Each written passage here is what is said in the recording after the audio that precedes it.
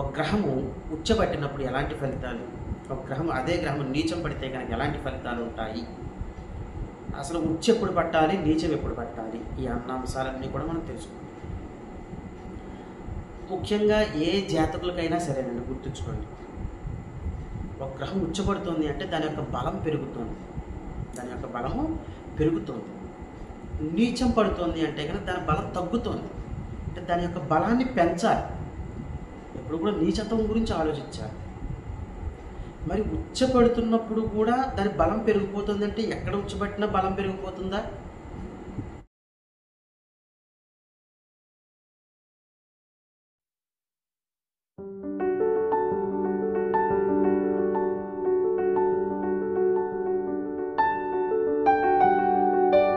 శ్రీ మాధవానంద గురుభ్యో నమః. శ్రీమాత్రే నమః. శ్రీ మాధవానంద భక్తి యూట్యూబ్ ఛానల్ ప్రేక్షకులకు నమస్కారం. ఇక ఈరోజు మనం విశేషంగా కొత్త విషయం గురించి తెలుసుకుందాం.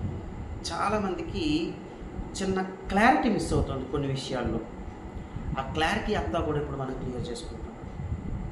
ఏమిటి అంటే కనుక, ఒక గ్రహము ఉచ్చబట్టినప్పుడు ఎలాంటి ఫలితాలు, ఒక గ్రహం అదే గ్రహం నీచం పడితే కనుక ఎలాంటి ఫలితాలు ఉంటాయి, అసలు ఉచ్చ ఎప్పుడు పట్టాలి, నీచం ఎప్పుడు పట్టాలి, ఈ అంశాలన్నీ కూడా మనం తెలుసుకుంటాం. ముఖ్యంగా ఏ జాతకులకైనా సరేనండి, గుర్తుంచుకోండి, ఒక గ్రహం ఉచ్చబడుతుంది అంటే దాని యొక్క బలం పెరుగుతుంది, దాని యొక్క బలము పెరుగుతుంది. నీచం పడుతుంది అంటే కనుక దాని బలం తగ్గుతుంది, అంటే దాని యొక్క బలాన్ని పెంచాలి. ఎప్పుడు కూడా నీచత్వం గురించి ఆలోచించాలి. మరి ఉచ్చపడుతున్నప్పుడు కూడా దాని బలం పెరిగిపోతుంది అంటే ఎక్కడ ఉచ్చబట్టినా బలం పెరిగిపోతుందా? ఇదొక డౌట్. అర్థమైందా మీకు? ఆ డౌట్లన్నీ కూడా ఇప్పుడు క్లారిఫై చేసేసుకుంటాం.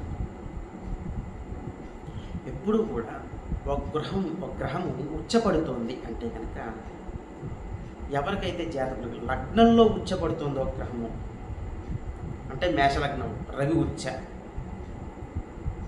కర్కాటక లగ్నము గురువు ఉచ్చ, మిథున లగ్నము లేదా కన్యా లగ్నం, కన్యలో ఉచ్చపడతాడు కాబట్టి బుధుడు, కన్యా లగ్నం బుధుడు ఉచ్చ, మీన లగ్నం శుక్రుడు ఉచ్చ, మకర లగ్నం కుజుడు ఉచ్చ, తులా లగ్నం శని ఉచ్చ, వృషభ లగ్నం చంద్రుడు ఉచ్చ, అన్నీ కవర్ అయిపోయాయి మ్యాక్సిమం. ఇలాగ లగ్నంలో ఒక గ్రహం ఉచ్చబడుతున్నప్పుడు దాని యొక్క బలం పెరుగుతుంది. తర్వాత గ్రహం ఉచ్చబడుతుంది అంటే పంచమ స్థానం అయితే చాలా మంచిది. అంటే పంచమంలో కూడా గ్రహం ఉచ్చపట్టడం అనేది ఎక్సలెంట్. భాగ్యస్థానంలో కూడా గ్రహం ఉచ్చపట్టడం అనేది ఎక్సలెంట్. లగ్న పంచమ భాగ్యాల్లో గ్రహం ఉచ్చబడుతుంది అంటే జాతకులు అదృష్టవంతులు. అదృష్టం వాళ్ళ వెంటే ఉంటుంది అని చెప్పచ్చు. ముఖ్యంగా లగ్న పంచమ భాగ్యాల్లో గ్రహం ఉచ్చపట్టడం అనేది ఒక అదృష్టం అండి, చాలా అదృష్టం. ఈరోజు నేను ఒకటే పాయింట్ ఎక్కువ ట్రిగర్ చేస్తాను. లగ్నంలో గ్రహం ఉచ్చపడుతుంది అంటే వాళ్ళు అదృష్టవంతులు.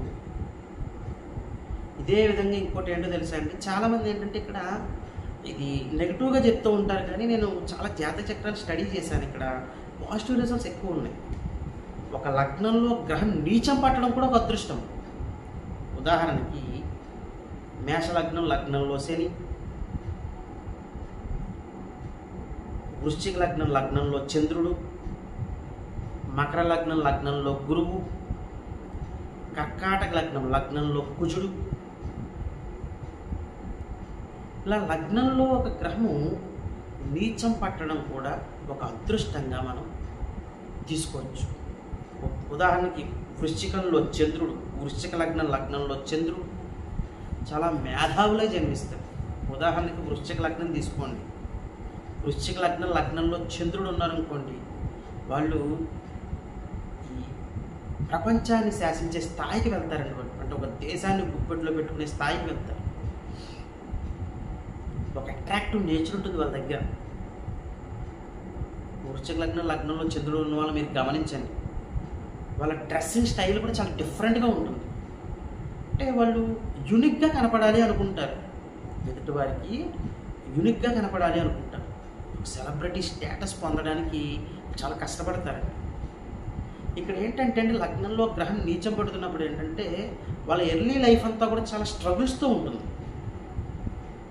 ఉండి వాళ్ళు ఒక శాసించే స్థాయికి ఎదుగుతారు. అందుకే లగ్నంలో ఏదైనా గ్రహం నీచం పడుతున్నప్పుడు, ఎందుకంటే నెగిటివ్ చెప్తారు చాలామంది, వాళ్ళ ఎర్లీ లైఫ్ అంతా కూడా చాలా ఇబ్బందికరంగా ఉంటుంది. అట్టర్ ఫ్లాప్ అనొచ్చు ఒక విధంగా చెప్పాలంటే. అక్కడి నుంచి శాసించే స్థాయికి వెళ్ళిపోతారు. మరి వాళ్ళు అక్కడితో ఆగిపోవట్లేదు కదా, శాసించే స్థాయికి వెళ్తారు. అందుకు లగ్నంలో గ్రహం నీచం పట్టడం కూడా ఒక అదృష్టమండి, చాలా అదృష్టమండి. ఏమండి ఒక పాయింట్ అయితే మనం తెలుసుకున్నాం. ఏంటది? ఒక గ్రహం లగ్నంలో ఉచ్చబట్టిన, ఒక గ్రహం లగ్నంలో నీచం పట్టిన చాలా అదృష్టము. నీచం పట్టినప్పుడు ఏంటంటే వాళ్ళు స్ట్రగుల్స్ కంపల్సరీ ఉంటాయండి. వితౌట్ స్ట్రగుల్స్ వాళ్ళకి సక్సెస్ ఉండదు, కానీ సక్సెస్ మాత్రం కంపల్సరీ ఉంటుంది.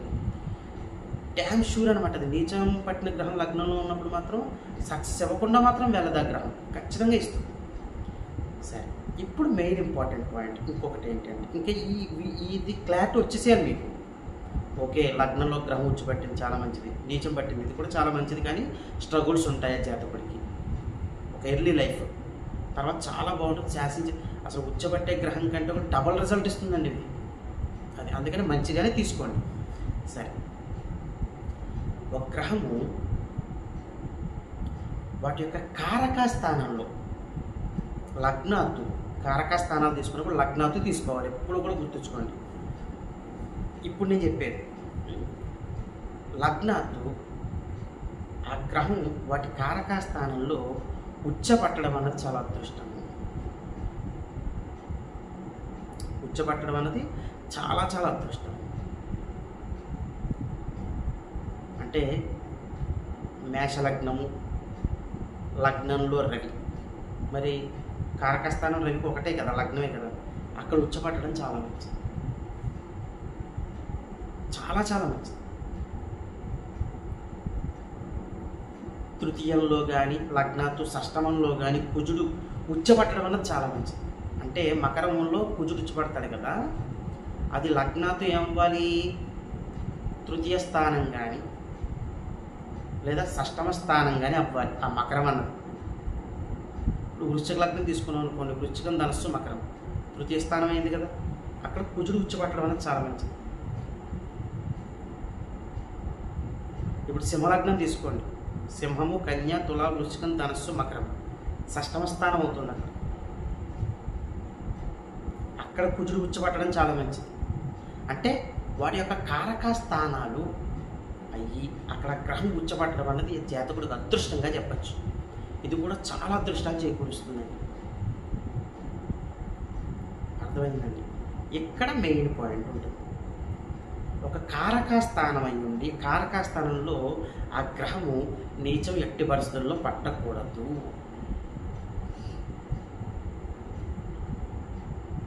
అర్థమైందండి? ఇప్పుడు ఉదాహరణకి ఒక గ్రహం నీచం పడుతుంది అనుకోండి, అది దాని కారక స్థానం అవ్వకూడదు. అంటే తులా లగ్నం తీసుకోండి, లగ్నంలో రవి అక్కడ నీచం పడతాడు, నీచం పట్టకూడదు. చాలా చాలా ఇంపార్టెంట్ అండి.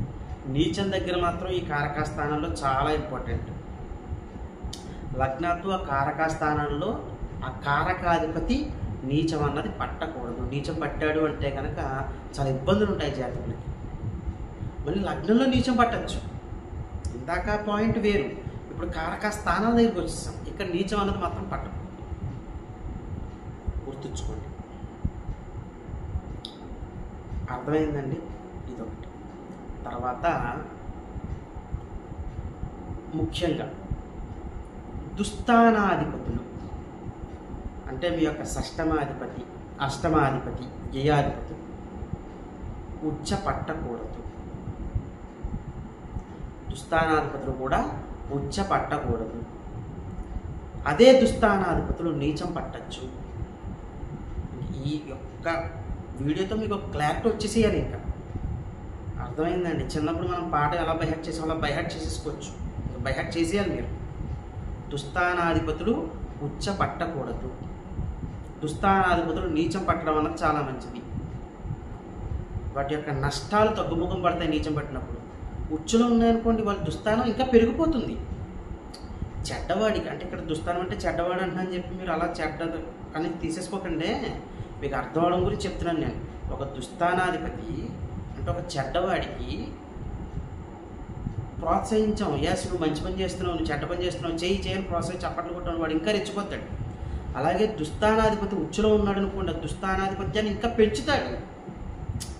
క్లియర్ అయింది ఇక్కడ మీకు పాయింట్. దుస్థానాధిపతి ఉచ్చులో అంటే దుస్థానాధిపత్యం ఇంకా పెరుగుతుంది. అదే దుస్థానాధిపతి నీచంలో ఉన్నాడు అనుకోండి, ఆ దుస్థానాధిపతి యొక్క బలం తగ్గిపోతుంది. నీచత్వం అంటే ఏంటి? పవర్ తగ్గడం కదా. నీచత్వం యొక్క పవర్ తగ్గిపోతుంది. క్లారిటీ తీసుకోవాలి. చాలామంది, కొంతమందికి కన్ఫ్యూజన్ ఉంది. ఇది కన్ఫ్యూజన్లో బయటకు వచ్చేసేయండి ఇంక ఈ రోజుతోటి. దుస్థానాధిపతులు ఉచ్చ పట్టకూడదు, దుస్థానాధిపతులు నీచం పట్టచ్చు. ఎవరికైతే షష్టమాధిపతి అష్టమాధిపతి వ్యయాధిపతులు నీచం పడతారో వాళ్ళు అదృష్టవంతులు, అంతే. వాళ్ళ యొక్క నీచత్వం అనేది తగ్గిపోతుంది. తగ్గిపోతే హ్యాపీయే కదా. ఇది కూడా టాలీ అయిపోయింది. ఇప్పుడు మీ జాతక చక్రంలో ఎలా ఉన్నాయి ఉచ్చ స్థితులు, ఎలా ఉన్నాయి నీచ స్థితులు చూసుకోండి. ఉచ్చపట్టిన గ్రహం గురించి సంతోషపడిపోవాల్సిన పని లేదు, నీచం పట్టేసింది కదా అని ఆందోళన పడిపోవాల్సిన అవసరం లేదు. క్లియర్ కట్ క్లారిటీ తెలుసుకోవడం ఈరోజు. ఇక ఎవరికైతే జాతకులకి దుస్థానాధిపతులు ఉచ్చపట్టిన, లేదు కారకాస్థానాధిపతులు ఆ కారకాస్థానంలో నీచం పట్టిన, ఆ దశలు వచ్చి ఎవరైతే ఇబ్బందులు పడుతున్నారో, ఆ దశలు రాకుండా కూడా ఇబ్బందులు పడుతున్నారు. ఎందుకంటే అంతర్దశలు వస్తూ ఉంటాయి, ఇబ్బందులు కంపల్సరీ టచ్ అవుతూ ఉంటాయి. ఎవరైతే ఇబ్బందులు పడుతూ ఉంటున్నారో ఆ జాతకులు చేసుకోవాల్సిన పరిహారాల దగ్గరకు వచ్చినట్లయితే చాలా మంచి పరిహారం ఉంటుంది. ఇది మీరు చేసుకోండి, చాలా అద్భుతమైన ఫలితాలు పొందుతారు. అంటే ఒక ఊరట కలుగుతుందన్నమాట. ఏంట పరిహారము అంటే కనుక, నవగ్రహాల దగ్గరికి వెళ్ళండి. నవగ్రహాల దగ్గరికి వెళ్ళి గురుగ్రహం ఎక్కడైతే ఉంటుందో అక్కడ నిలబడి ప్రదక్షిణను మొదలు పెట్టండి. గురుగ్రహం దగ్గర మొదలు పెట్టాలి ప్రదక్షిణ. ఎన్ని ప్రదక్షిణలు చేయాలి? 27 ప్రదక్షిణలు చేయాలి. ఎలా మీరు సవ్యంగా చేస్తారో ప్రదక్షిణ అలాగే. ఇక్కడ రివర్స్లో తిరగడాలు, తర్వాత పిల్లి మొక్కలు వేయడాలు అవేమి ఉండవండి నవగ్రహాల దగ్గర. డ్రామాలు కట్టకూడదు నవగ్రహాల దగ్గర. చాలా సీరియస్గా ఉండాలి. చాలామంది రాహుకేతువులు వక్రిస్తారు కదండి, మేము వెనక్కి తిరుగుతున్నామండి, ఎవడో చెప్పాడండి. ఎవడో చెప్పినవాడు ఎవడో అసలు జ్యోతిష్యుడేనా? మరి ఇలాంటప్పుడే కోపం వస్తుంది. మళ్ళీ కోపడకూడదు అంటారు, హట్ అయిపోతారు మళ్ళీ ఏమనంటే. ఏంటి వక్రంగా తిరగడం ఏంటి, వక్రించడం ఏంటి? ఆ దృష్టిలప్పుడు కూడా అంతే, వక్రించాడు కదండి, వెనక్కి చూస్తాయి అదనకు చూస్తాయి. ఏంటి ఇవి పిచ్చి ప్రశ్నలు? హాఫ్ నాలెడ్జ్ కూడా కాదు, అసలు నాలెడ్జే కాదు, దాంతో అవతల వాళ్ళు కన్ఫ్యూజ్ చేయడం. కాబట్టి ఇదంతా వేర్లేండి. ఎందుకంటే మళ్ళీ వదిలేయండి. ఇంకా ఆ గురుగ్రహం దగ్గర మొదలుపెట్టి సవ్యంగానే 27 ప్రదక్షిణలు చెయ్యండి. ఎలా అండి, ఎలా చెయ్యాలి? ప్రతిరోజు చేయగలిగితే మీరు ప్రతిరోజు చేయండి. ప్రతిరోజు చేయలేని పక్షంలో ప్రతి ఆదివారము చేయాలి. ఆదివారం చేసినప్పుడు మాత్రము మీరు ఖచ్చితంగా 54 ప్రదక్షిణలు చేయాలి. ఏంటంటే 54 ప్రదక్షిణలు చేయాలి. ప్రతిరోజు చేసేవాళ్ళు 27 ప్రదక్షిణలు చేయాలి. చేసి అక్కడ కూర్చొని ప్రదక్షిణలు అయిపోయిన తర్వాత అక్కడ కూర్చొని నవగ్రహ స్తోత్రాన్ని చదువుకోవాలి. చదువుకుని మీ పనికి మీరు వెళ్ళిపోతారో ఇంటికి వచ్చేస్తారో మీ ఇష్టం. అర్థమైందండి? ఇది పరిహారం మాత్రమే. తర్వాత దైవ దర్శనం చేసుకొచ్చండి, ఇది చేసుకొచ్చండి, అదంతా నాకు అనవసరం. ఇక్కడ నేను నా సబ్జెక్ట్ కంటెంట్కి ఒక రెమెడీ చెప్పాను, ఇది మీరు చేసుకుని ఇంటికి వచ్చేయాలి అంతే. గుర్తుంచుకోండి, నవగ్రహ స్తోత్రం చదువుకుని ఇంటికి లేదా మీ పనికి మీరు ఆఫీస్కి వెళ్ళిపోతారా, మీ వ్యాపార స్థలానికి వెళ్ళిపోతారా, వెళ్ళిపోవడం అంతే. ఇది చాలా ముఖ్యం. ఇలాగా ప్రతిరోజు కానీ ప్రతి ఆదివారం కానీ 54 ప్రదక్షిణలు చేస్తూ ఉండడం వలన మీ యొక్క గ్రహం యొక్క నెగటివిటీ తగ్గుముఖం పట్టి మంచి ఫలితాలు కలుగుతాయని చెప్పుకోవచ్చు. ఇవన్నీ చేసుకుంటూ మీరు సంఘంలోని సమాజంలో మంచి పేరు సంపాదించుకుంటూ మీ కుటుంబ సభ్యులతో సుఖశాంతులతో జీవించాలని కోరుకుంటూ సర్వే జనా సుఖినో భవంతు. శుభం.